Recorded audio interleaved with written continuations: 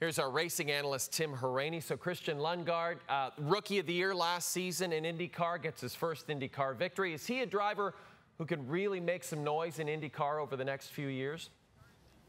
Yeah, absolutely. I think he's part of this new young generation that we have coming into IndyCar that is extremely talented. And talking to him on Saturday and him not really knowing whether or not he could pull off a win, and then speaking to him again on Sunday and him feeling a little bit more confident about getting a win pre-race. And his race in general, he controlled it, which is extremely important and quite impressive for a 21-year-old IndyCar driver. Usually with IndyCar drivers, as they get older, they get that experience and they get that confidence. But seeing this young driver coming from Formula 2, leaving that Alpine Formula 1 program and committing to IndyCar, he's been so impressive. And as for the team, RLL, starting off the season, the team, it was a bit of a disaster. They had put a ton of money into this system, and it just wasn't working. And over the past few races, well, they've really turned things around. And this win here today, that could change the rest of their season.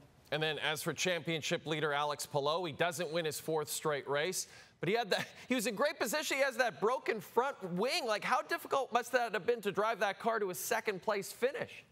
Yeah, definitely a beat-up race car and an absolute handful. And for Alex, it was interesting to note, even if he was thinking about that front wing falling off, especially along Lakeshore Boulevard, that thing was just hanging on for dear life. And what that affects, it affects the braking. So coming off of Lakeshore, heavy braking zone, that would hinder him there. It would also hinder the amount of downforce that the car generates. I just think that this P2 finish from Alex Palou just really speaks to the level that he is driving at currently, and also on top of that, extending his lead in the Drivers' Championship standings. And then, Tim, a DNF for Romain Grosjean, sixth straight race actually outside of the top 10. How disappointing has this season been, considering he came from F1?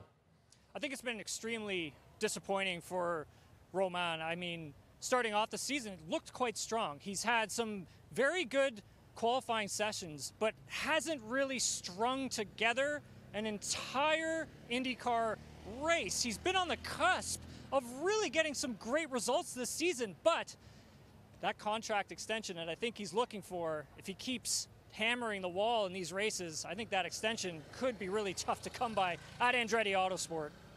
Tim Hauraney, appreciate it. Thanks for this.